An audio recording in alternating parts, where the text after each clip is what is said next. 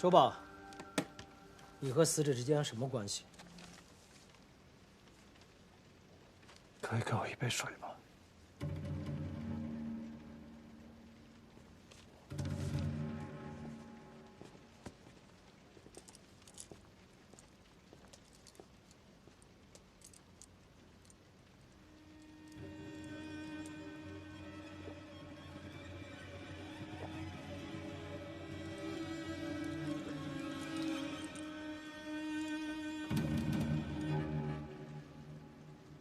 我不认识他，他绑架了我，想要杀了我。当天晚上发生了什么？那天晚上我吃了晚饭，大概8点半左右，我出门去见一个老朋友。这个老朋友叫什么名字？这可能会涉及到他人的隐私，我不方便透露。好，继续。我走在街上，碰到了一个套娃娃的地摊，我花了10块钱买了3个圈。第3个圈，我幸运地套到了云宝。我女儿从小就喜欢紫月，每天晚上都抱着她睡觉。谢谢了啊！我想把这个云宝带回去给她，她一定会挺开心的。然后我就拐进了一条小巷，小巷四下黑漆漆的。接下来，我的脑后就挨了一闷棍。当我醒过来的时候，应该是第2天的清晨。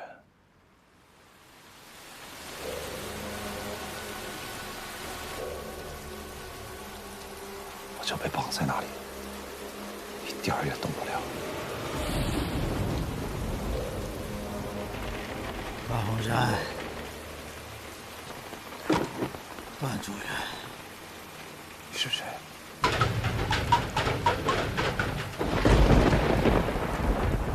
这儿是海上法庭，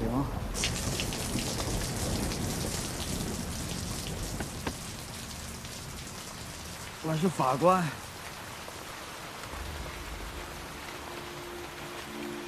审判你，要是你有罪，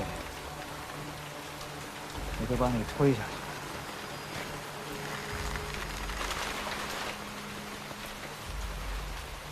光天化日，朗朗乾坤，你逃不了。没有人知道你失踪了。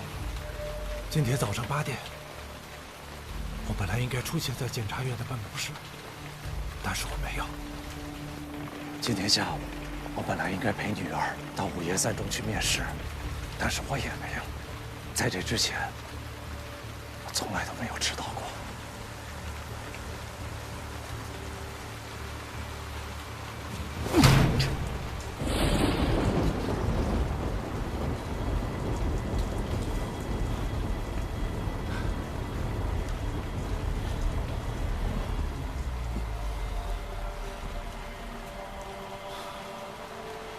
这里现在都已经留下我的 DNA 了。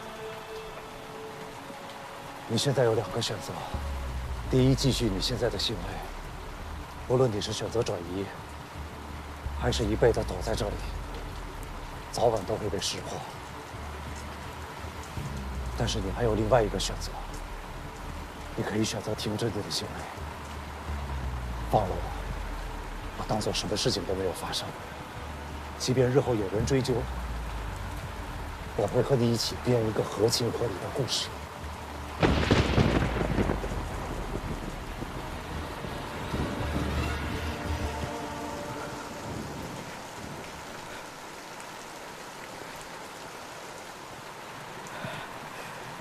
编故事。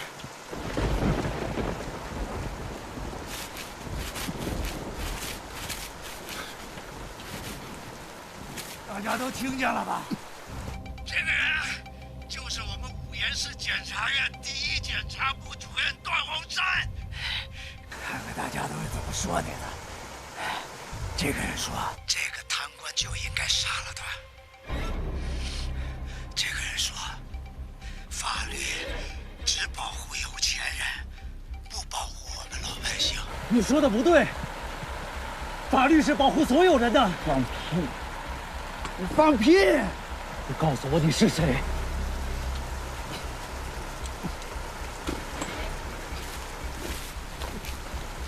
我儿子琳琳就是28号死的。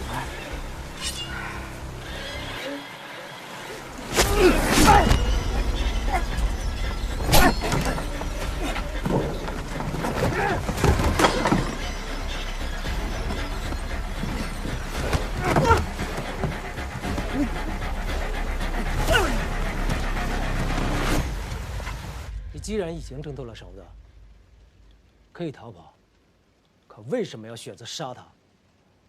是他要杀了我。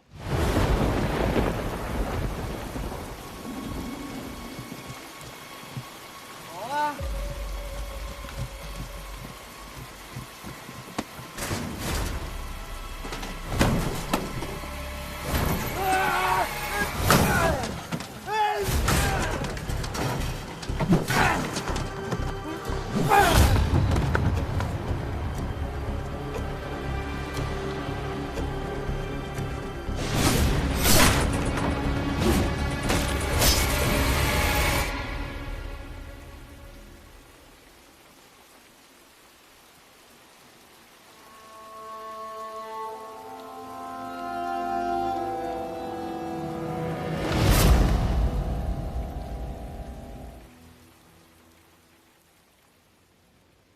段洪山，他提到自己的儿子被你害死，你就不记得有这起案件了吗？我从检20多年，进我手的案件有4370起。我也像你一样，审讯过上千个嫌疑人，但是每一次，我都问心无愧。你确认你刚才说的每一点都属实吗？句句属实。可是我们从现场勘查的情况来看，你在撒谎。大家都坐仔细一点啊，千万不要留下任何的蛛丝马迹。队长，栏杆与铁板上都没有找到任何血液的痕迹。这个现场也没有发现打斗的痕迹。那直播呢？我们已经和网络平台确认过了，28号当天根本就没有你说的这场直播。我清楚地记得5032个人在线观看。你们找到死者的手机了吗？手机里面肯定有当天直播的记录。可死者的手机和你的手机，我们在现场根本就没有找到。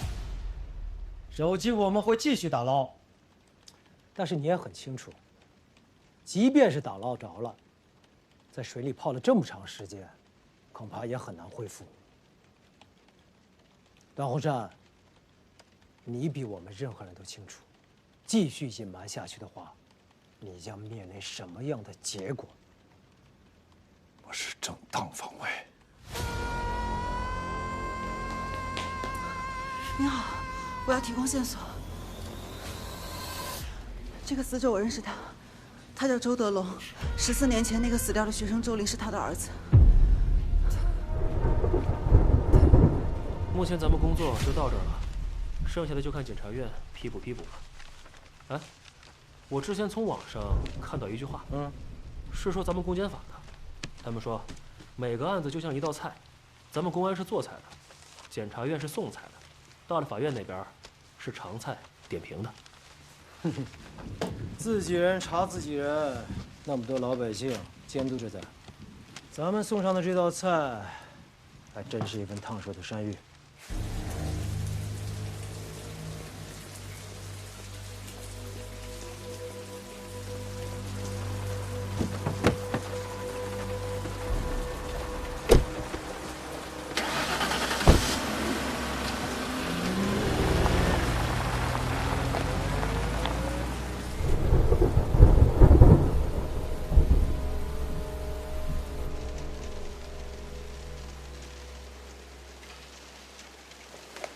小芳，龚姐，怎么样？我想找出线索，是谁举报的段宏山？到现在为止，你看，这2个是有点嫌疑的。这个是判刑的。先不忙，你看看这个，公安刚刚送来的。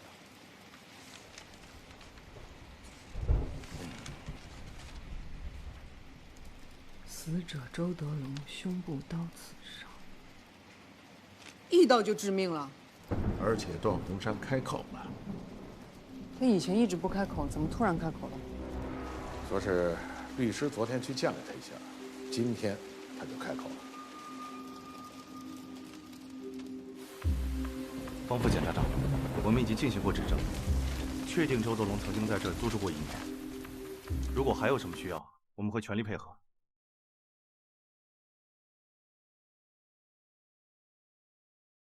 谢谢啊。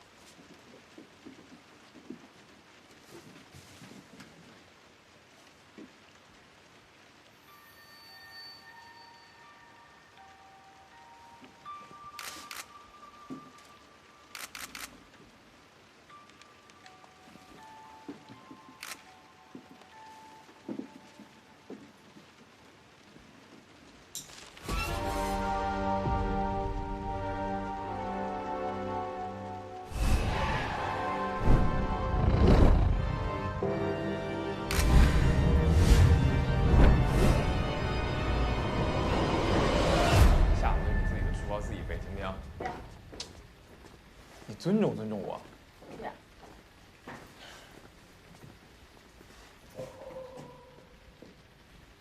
弟弟怎么了？说了叫一个一个，你先回家吧，小孩别研究啊。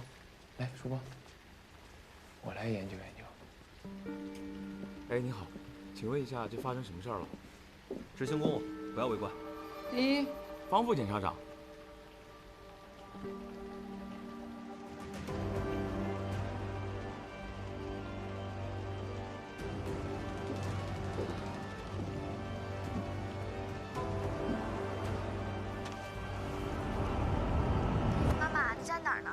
对了，妈妈，我跟你说一件事儿，咱家好多警察。啊？怎么了？不是咱家，是隔壁有好多警察，好像出事儿了。那你不用担心啊，弟弟去看过了。周德龙1年前搬到这儿，应该就是为了监视段宏山。啊，我吃了丁一带我吃的炸鸡。好，那再见。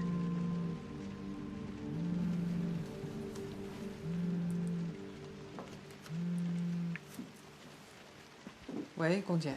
小芳，怎么样？周德龙应该一直在监视段宏山。周德龙就住在他隔壁，难道他一点没有察觉？你是认为段宏山发现了这件事？我也不确定。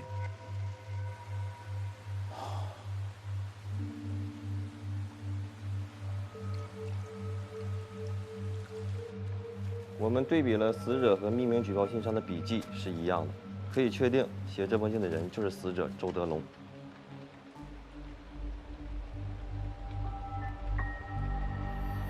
被举报人杀了举报者，会是巧合吗？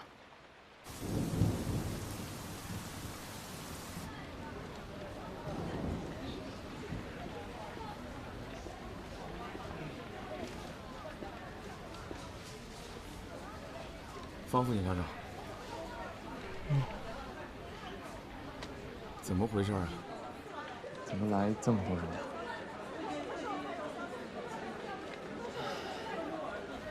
你知道检察官对办案质量终身负责吗？每一起案子，不管经过多少层级、多少环节，都最终落到一名检察官身上，对自己办过的案子终身负责，这样才能做到责任的分明、可追可溯。背得不错，这些都是段鸿山以前主办过的案子的人。段鸿山的案子很复杂。可是段主任不是说他是正当防卫吗？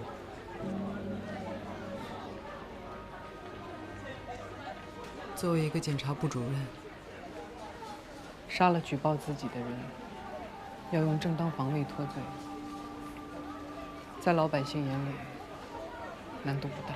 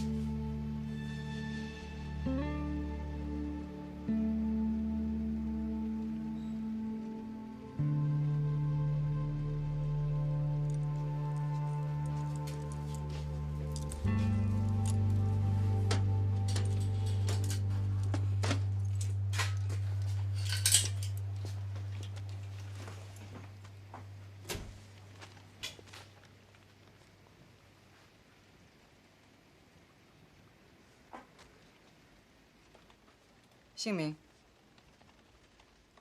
段鸿山，年龄45，学历硕士，职业无原市人民检察院检察官。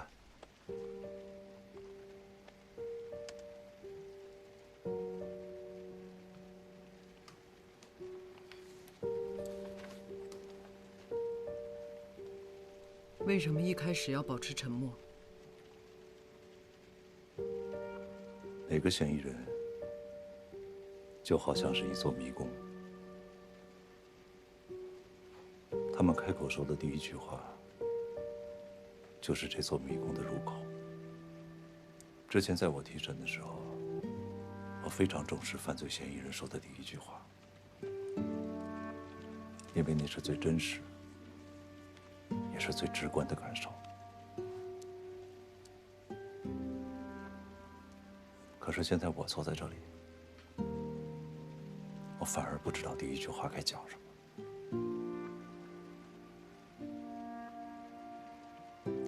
所以，你在精心设计开口的第一句话，包括你的沉默。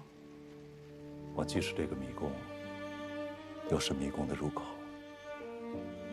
这就好像一个人在和自己下棋，迟迟都不知道该走出哪一步。不知道这么说能不能理解？明白。你为别人打开了迷宫的入口，也为自己找到了出口。正当防卫。以我这么多年的检察经验，我这就是正当防卫。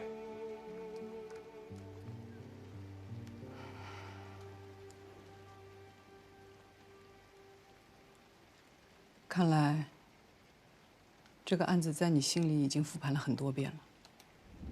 如果我是办案检察官，是绝对不会用防卫过当对我起诉的，因为我知道，即使这样起诉，也会被判定为正当防卫。那你复盘出来了吗？谁绑架的你？现在还没有想出来。给你个提示。14年前，图书馆628案，你主办。当时有人认为是正当防卫，但你依旧提起了公诉。死者周林，嫌疑人李不凤。但是我并不记得，在那起案件当中，有符合绑架我年龄的人。周玲的父亲周德龙。怪不得呢。当年我只见过周林的母亲，后来我才知道，他的父母早就离婚了。段宏山，你杀害周德龙，可能是正当防卫，也可能是披着正当防卫的故意杀人。这个，就是你现在的处境。现在已经非常清楚了，是周德龙，他炮制了这场绑架。如果他把我杀了，就是毁掉了我的现在；如果他被我杀了，就是毁掉了我的过去。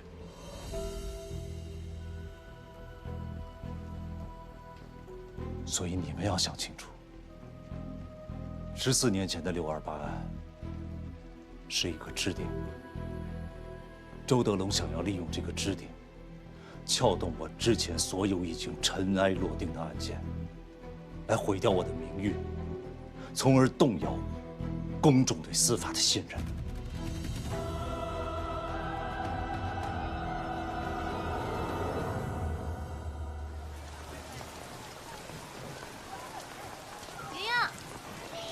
小静，昨天那道数学题你会吗？啊，我选的。找你半天呢，来不及开会。干嘛呀？别什么人都吓人，快去上学。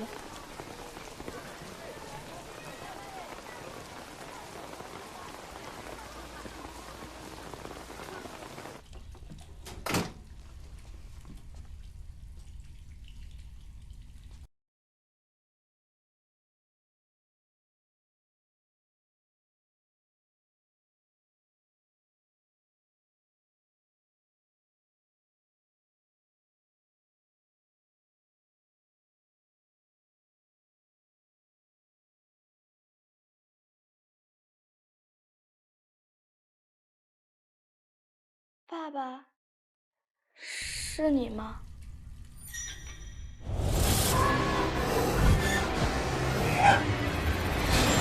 啊！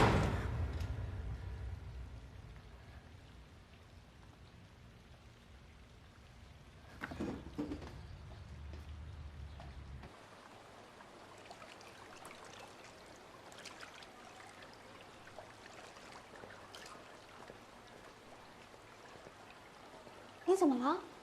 怎么脸色这么白啊？我没事儿，要不要我帮你叫个老师？不用，谢谢。快走！我不知道他是谁啊？他是鲁班的段莹。哦，他爸爸就是那个，对，他爸爸就是那个杀人的检察官。那我们快走，快走，快走！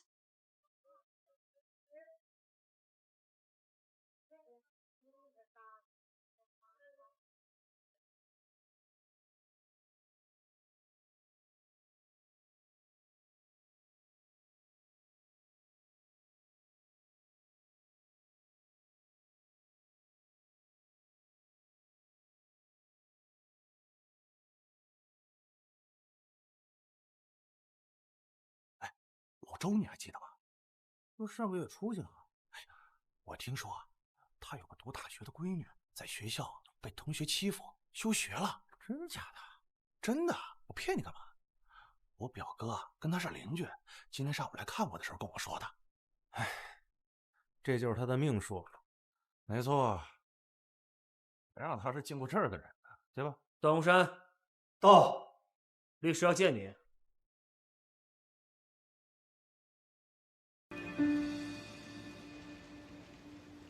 你的案子没有物证，也没有目击证人，光是你身上的伤痕和勒痕，只能证明你被绑架过，无法证明你当时正处于巨大的生命危险当中。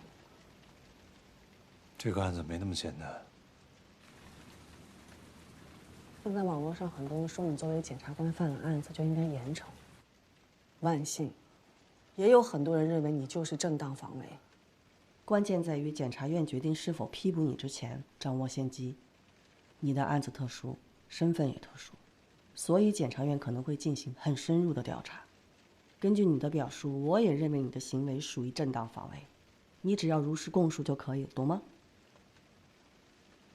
你没明白我的意思。我明白。签了吧。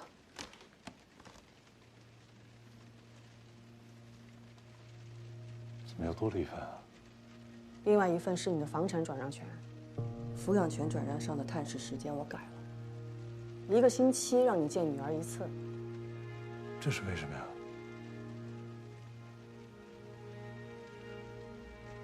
我不再像我年轻的时候，做事不留后路了。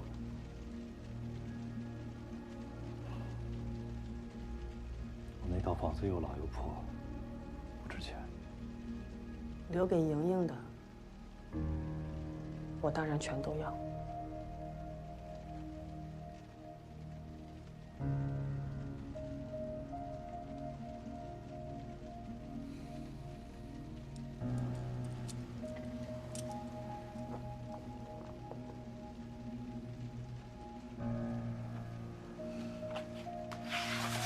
你现在就这么自信，一定能赢吗？你要是没那么大信心，现在换人还来得及。你知道绑架我的是谁吗？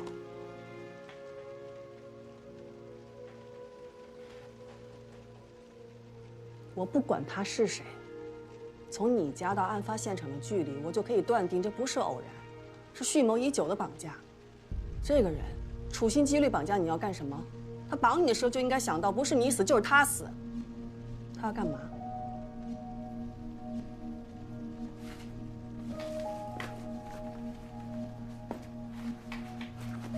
周德龙，周林的父亲。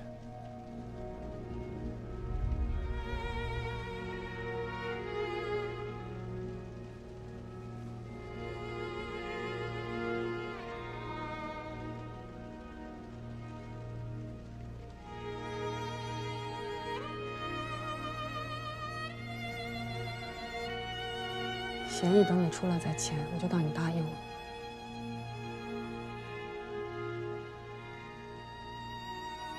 这个案子我不收钱。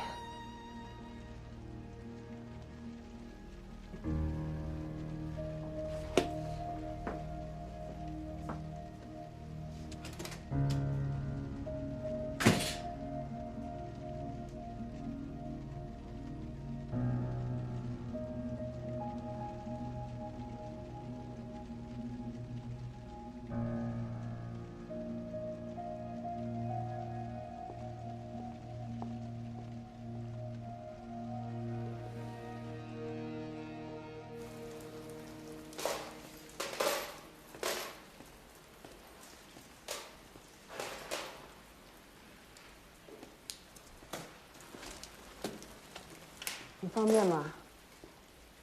方便的话，跟你聊2句。好。14年前，我和段洪山一起办了你的案子。这么多年过去了，有一个问题，一直想问你。可以啊，问吧。你恨过段洪山吗？怎么说呢？如果没有段主任的话，我可能会过得更糟糕吧。这事儿我知道。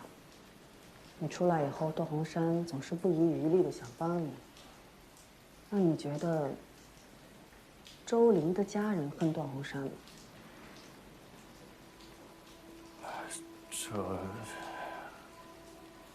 这我不太清楚，我的想法也不重要。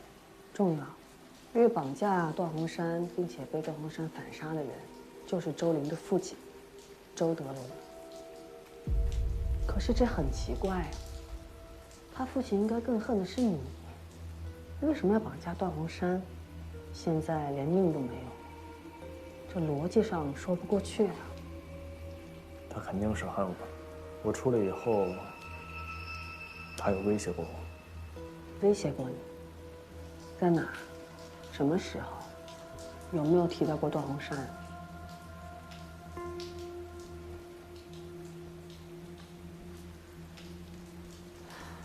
你不用跟我说，我现在是段鸿山的律师，你可以把你知道的事情告诉侦查机关，也许能帮到段鸿山呢。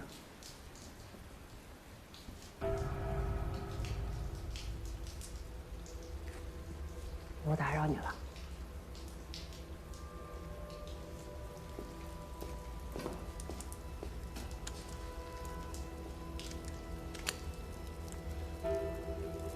你可以再好好想一想。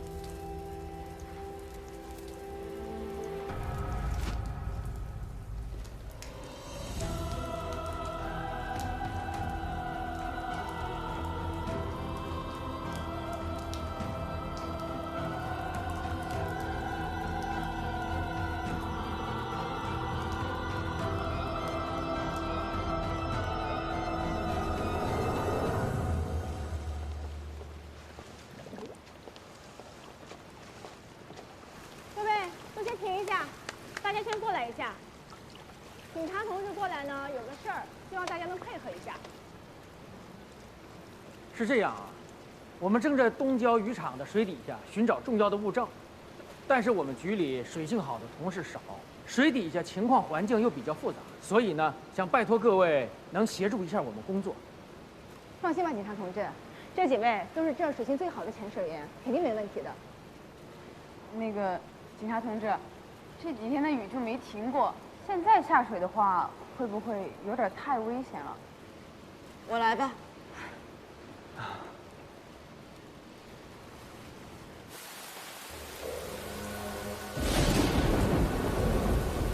第一，要保证自己的安全。天气比较恶劣，一定要搜寻仔细。重点注意，有没有手机、钥匙、刀具等等所有这下可疑的工具都要找出来。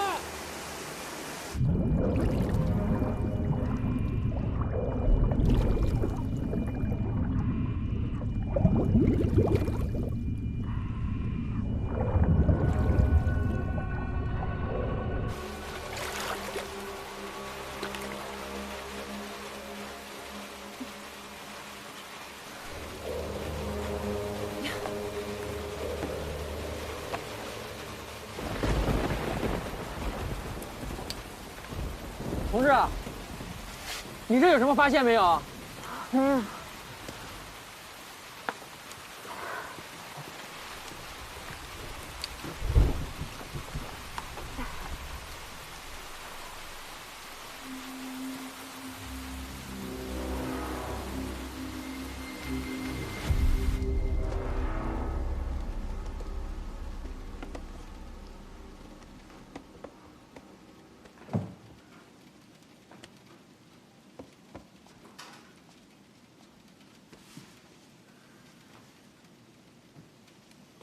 吃饭。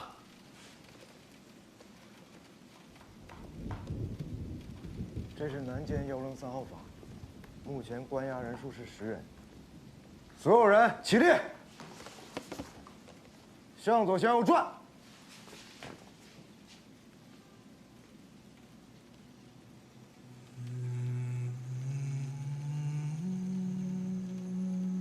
大家吃的怎么样啊？有没有什么问题需要反映的？报告，没有。那有没有遇到什么不公的待遇啊？报告，没有。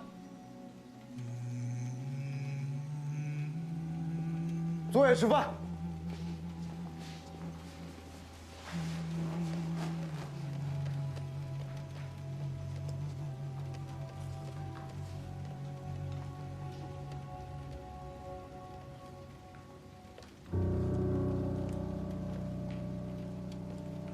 上午去了趟看守所，碰见老段了。老段，他状况怎么样？就跟那些刚进去的嫌疑人一样。哎，进了那个地方，有谁受得了？可是老段可是从检20年的老人了，而且还是第一检察部主任。你们记不记得，有一年电视台来院里做采访？当时他说，每个检察官无论面对什么情况，都要冷静、理智、客观，这是最基本的。再看看他现在，哎，你说，这段宏山他不会是在演戏吧？啊？这就不好说了。我市检察官段某向公安机关主动投案自首，称自己杀了人。警方迅速行动，对案件展开深入调查。这一事件引发广泛关注。日前，在东郊渔场发现的尸体身份已经证实，系东郊渔场的一名货车司机。据悉，段某于事发当日驾驶东郊渔场的送货卡车前往段科镇派出所，主动向公安机关投案自首。目前，该检察官已被公安机关依法拘留。